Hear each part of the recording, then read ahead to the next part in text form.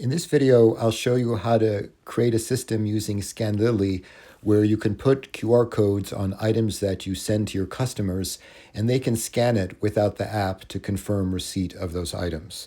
So I've added an item here. You can see it's this Craftsman tape. I scanned a QR code that I put on the item. You can see the ID of it there, the Z/.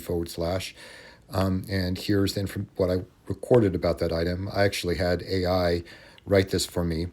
Now, importantly, I'm making sure that publicly viewable is checked. That means that somebody can scan it and see the information when they scan it. And then another thing I'm doing here, if I go to the bottom right menu, I'm going to go click on Add or Remove Fields, and you can see that I've either hidden or saying Public View for whichever fields I want the customers to see or not. So, for example, I click on next to UPC here. I don't want them to see the UPC, so I said Public Hide. Okay, and so this was for this item type. It's called tool. I created an item type for that, but it could be for your standard, regular, whatever's the type here at the top, or what those fields apply to. So I've done that.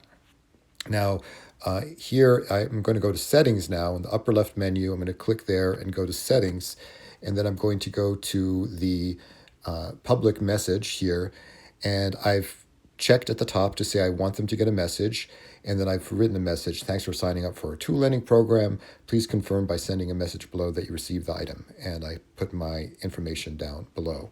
So I've got everything set up now, and then now we send the item over to the customer, and the customer, all they have to do is scan it.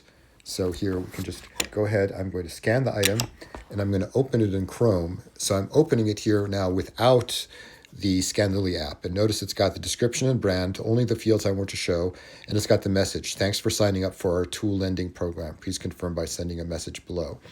So, and then I could send a message, but even if the customer does not send a message, you'll get a confirmation that they scanned it. And I'll show you that first.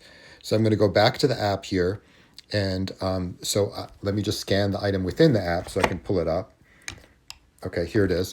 Now, if you go to the bottom right and you click on History, notice that it says referenced from QR code link. And you see it's at 2:06 p.m. Right now it's 2:07 p.m. So this was just referenced. I know that I can tell that the customer referenced it.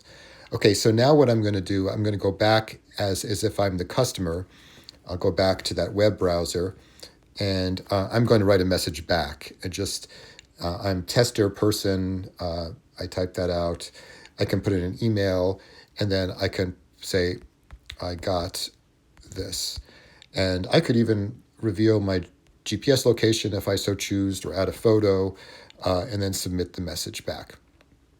And so the message, and notice at the top I got a notification. That's because I'm running the app, and I got a notification that somebody sent a message.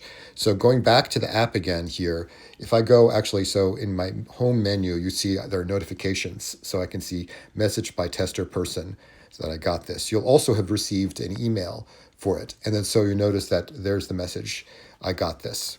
That's how it works. And actually you can respond back to the person here, and then if they scanned it again, they'll see that whatever you updated, just an extra thing there. But this is how you implement a simple method of customers scanning and confirming receipt of items.